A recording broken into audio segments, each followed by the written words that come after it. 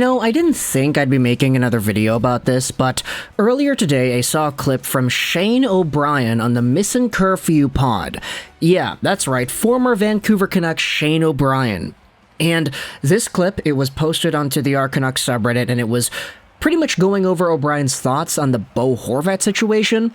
He absolutely rips into the former captain of the Canucks and takes a shot at him for taking a shot at what he viewed as the fans by talking to the New York Islanders folks and saying, it's a lot better than Vancouver, I'll tell you that for free.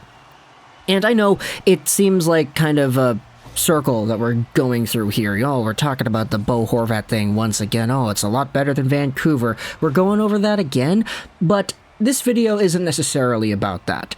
You see, Shane O'Brien goes out there in the clip of the Missin' Curfew show, and he pretty much lays the smack down on Bo. He talks about how when you're a Vancouver Canuck, and when things are good, the building, the fans, the arena, the city, it is the best place to play in the world. And, for somebody like me who hasn't really seen the Canucks' level of success firsthand, when I was watching the Cup run, I watched it in my home here, like a few SkyTrain stations away from the arena. I was never there, I never saw the celebrations, I never saw the good stuff going on in front of the CBC building or anywhere else in downtown Vancouver. I was never there. But when Shane O'Brien says that it's the best experience in the world for a hockey player to play in front of Vancouver fans and your team is good, I'm gonna believe him. I mean, the guy was here for the Cup run, wasn't he? So, ultimately, Shane O'Brien goes out there and says that, Bo, a lot of this was on you, because Bo Horvat was here while 3 coaches got fired. He was the captain while 2 coaches got fired. The bubble run was good, but it wasn't in front of the fans. It's not his fault. It's whatever. And so to take a shot at the fans, in his opinion, by saying that, what he did, it kind of got him rubbed the wrong way. And it's a really interesting perspective that I thought really needs to be said there. Also, by the way, the link is going to be in the description if you want to go ahead and watch the clip. Of course, it's Shane O'Brien, it's Missin' Curfew pod, so there's some language in there that's not appropriate for younger audiences, but at the same time, it's a great point, and I think it's kind of what needs to be said in this situation. And I saw the comments of this post on the subreddit saying, okay, because Bo Horvat was sort of, let's just say, not the best captain out there.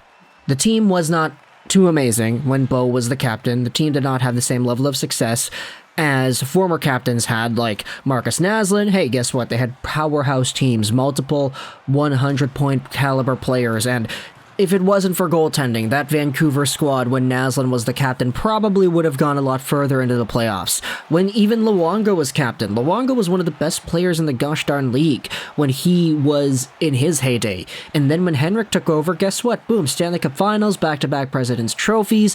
Vancouver was good. And when Bo was the captain, unfortunately, the Canucks didn't really exhibit too much aside from that bubble run, which again, wasn't in front of the fans. And so Shane O'Brien goes out there in the clip and pretty much says that, hey, a lot of the success that this team goes through is on you. Yes, it's a team game, but you're the captain. You're supposed to be the head of the boat. You are the guy that is in charge of pretty much being the face of that energy.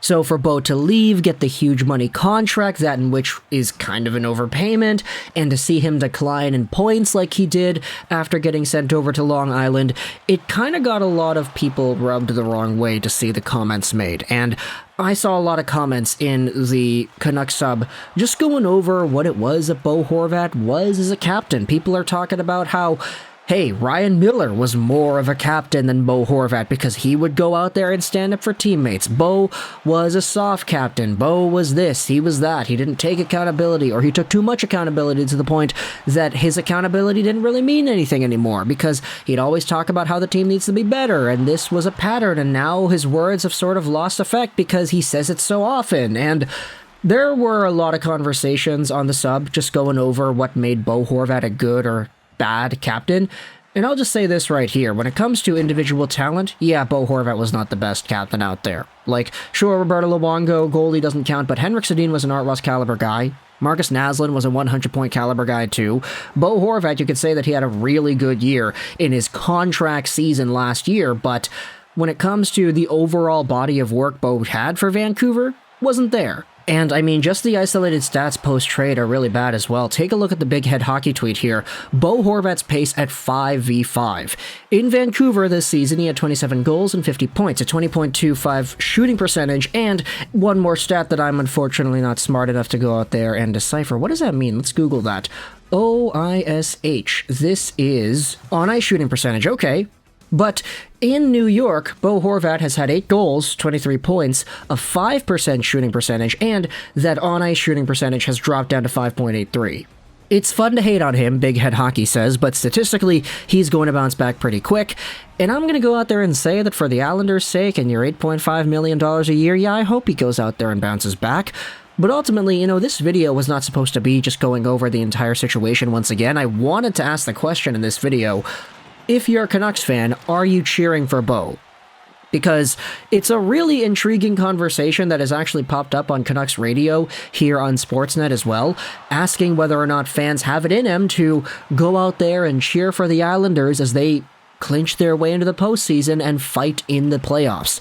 Because, for one, Bo Horvat was a former Canucks captain, and he is probably going to be in the best team that he's played on in a while. And we had a lot of Canucks fans, people on the radio calling in, etc., saying, yeah, I'm going to be cheering for Bo because at the very least he was a former Canuck, still love the guy, still this, still whatever. Other fans are saying, no, I'm not going to be cheering for Bo. He backhanded the entire Canucks fan base with the comments that he made, and then he backtracked. Like, you could even hear how he's trying to hold in his laughter when he was backtracking the comments in the pregame interview the next day. And so there's a lot of disorganization amongst Canucks fans' thoughts as to whether or not Bo Horvat and the Islanders are worth cheering for.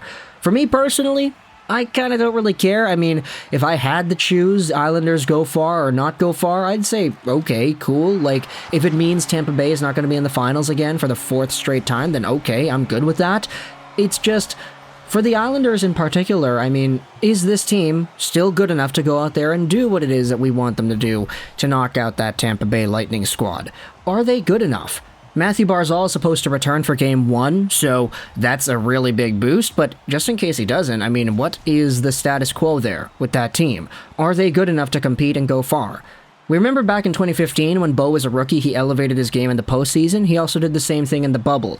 Now, with a different team, who knows if he goes out there and improves in that 5% shooting percentage or if he kind of stays in that same territory. He no longer needs the contract. He's already got it. He's got that $8 million, or $8.5 million, excuse me, for the next 8 years. So there's no incentive for a guy like Bo to go out there and continuously pot in goals like he had that 60-goal pace at the beginning of the year.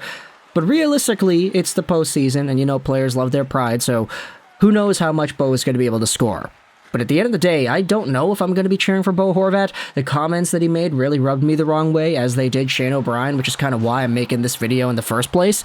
But I want you to tell me in the comments, what are your thoughts on the Islanders and Bo, and whether or not you're going to be cheering for them to have success if Bo Horvat scores the game winner in Game 7 of, like, I don't know, the 2nd or 3rd round to advance. Are you going to be happy as a Canucks fan to see that go down? Like, I don't know, I've always said this entire time it's not really worth putting your emotional well-being into the fate of hockey games, but some of y'all do it, not gonna lie. Like, I don't think it's a necessarily healthy thing, but I can't deny that it does happen. So, if this is the case, Bo Horvat and the Islanders go far, are you going to be cheering for them? Also, let me know your thoughts in the comment section as to whether or not Bo was a good captain. Do you agree with Shane O'Brien? The team didn't accomplish anything under him, and it's not his place to go out there and call out the fans after he was the captain of a team that was so bad for so long. Thoughts in the comment section. I hope you enjoyed this video. And bye.